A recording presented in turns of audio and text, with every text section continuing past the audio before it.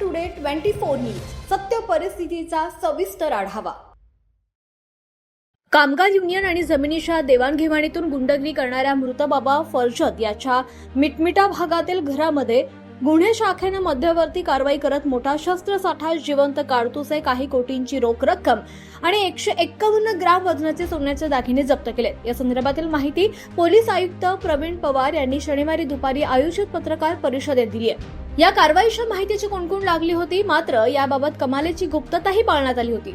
छावणी पोलीस ठाण्याच्या हद्दीत येत असलेल्या मिटमिटा या भागात केलेल्या कारवाईची संपूर्ण प्रक्रिया होईपर्यंत छावणी पोलिसांना सुद्धा कुठलीही खबर लागू देण्यात आली नव्हती।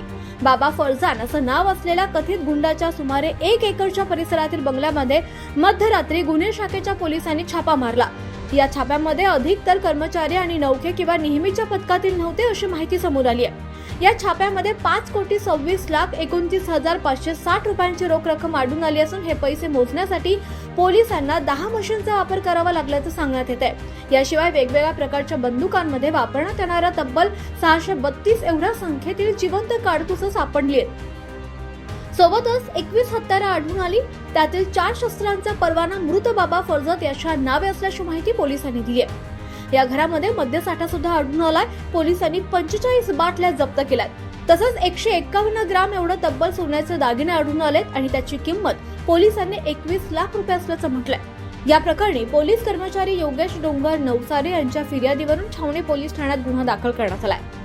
संबंधित बंगल्यामध्ये एकूण 5,63,37,994 एवढा मुद्देमाल आढळून आलाय, ज्यामध्ये शस्त्रात 17 चाकू, 3 गुप्ती, 2 पिस्टल, 4 रायफल्स, 45 मद्याच्या बाटल्या, 21,34,350 रुपयाचे सोन्याचे दागिने, 8,09,248 रुपये किमतीचे 3 किलो वजनाच्या दागिन्यांचा समावेश आहे।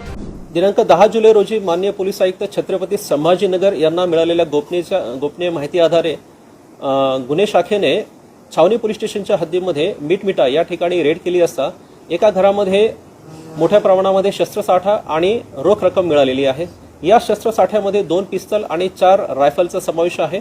रोख रक्कम ही 5,20,29,000 रुपयांची आहे।